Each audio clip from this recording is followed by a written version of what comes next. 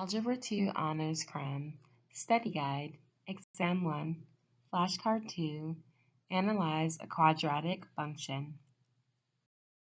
Analyze the function f of x is equivalent to negative 7 times x plus 5 squared minus 2. The first analysis that we're going to perform is its graph concave up or concave down. Now, the nice thing you'll notice about this quadratic function is that it's written in vertex form. And when I say vertex form, I mean it's written as such.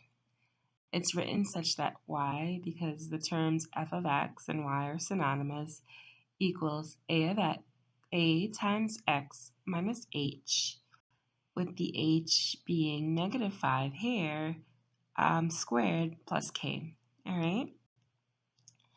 And so the nice thing about being written in vertex form is that we can yield a lot of information. And the portion of the vertex format that tells us whether the quadratic or parabola is concave up or concave down would be a, okay? This leading coefficient term right here. For our case, a is negative 7. And so not only does a tell us if it opens up, that is, if it's concave up, it has to be positive in order for this to be true. And the parabola opens down or is concave down when a is negative. But it also tells us if the parabola is skinnier, that is, did it receive a compression? If a is greater than negative, if a is greater than 1, and it also tells us if the parabola is wider. Did it receive, horizontal flattening or vertical flattening? That's if a is between 0 and 1, okay? So if the absolute numerical value of a is between 0 and 1, the parabola is wider, all right? So in our case, the parabola is definitely, again, going to be concave down because a is negative, okay? The second analysis, what is the y-intercept? Now, this is probably really easy for most people because we know that in order to determine a y-intercept, all you have to do is plug in 0 for the value of x. So that's what we're going to do. We're going to substitute 0, excuse me, for the value of x, okay? So f of x, or y, equals negative 7 times 0 plus 25 squared. There's supposed to be a squared term here. Let me just write that in for you.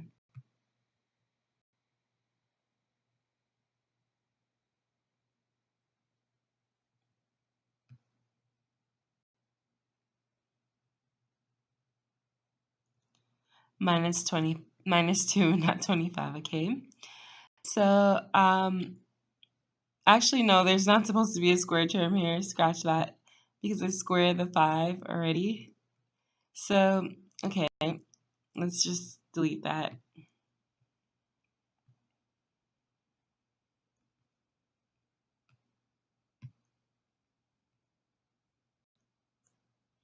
Okay, so negative 7 times 25 is going to yield negative 175. For those of you who can't solve that quick, definitely brush up on your multiplication skills without a calculator. And then negative 175 minus 2 is going to yield negative 177, okay?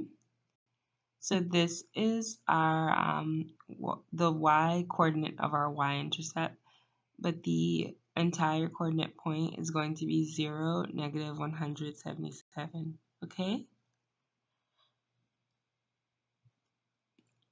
The third portion of the analysis, what is the axis of symmetry?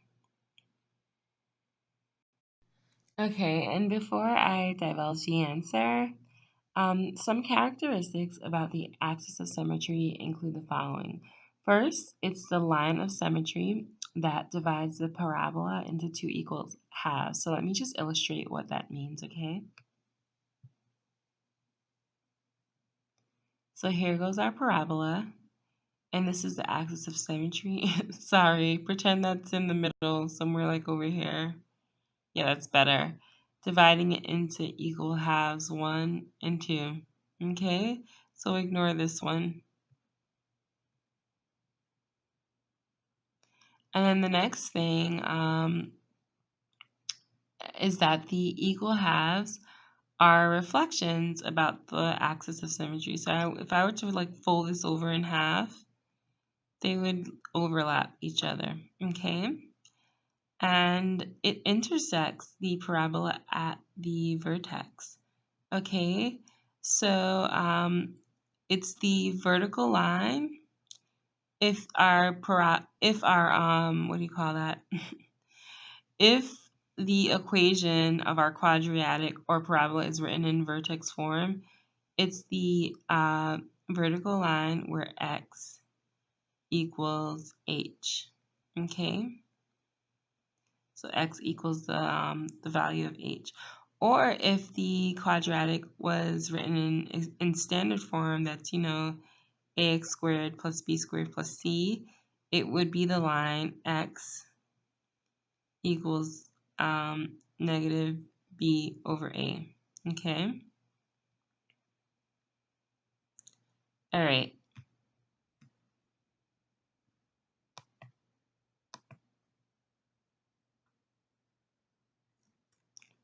So again, sorry for scribbling over this, but it's just this rewritten. Okay. And again, it's in vertex form, like I just told you. So the information told by H is our horizontal shift, and the information told by K is our vertical shift. And I previously just told you A tells you whether the graph is getting skinnier or whether our parabola is getting wider, it's gaining weight. If it opens up, concave up, or if it opens down, okay?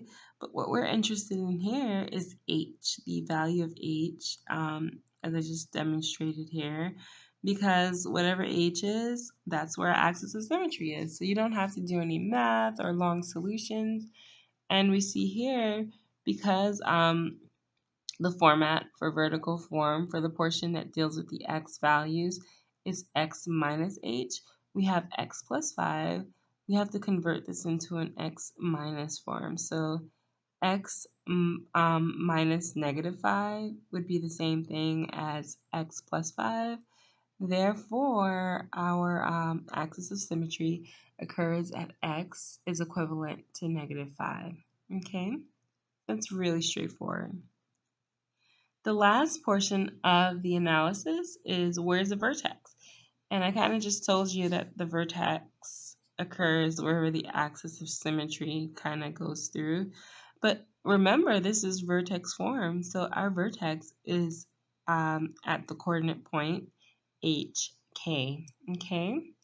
So our H value here, our H value is 5, well, negative 5, and our K value is 2. So it occurs at negative 5, 2. I said negative 2, that's wrong. It actually occurs,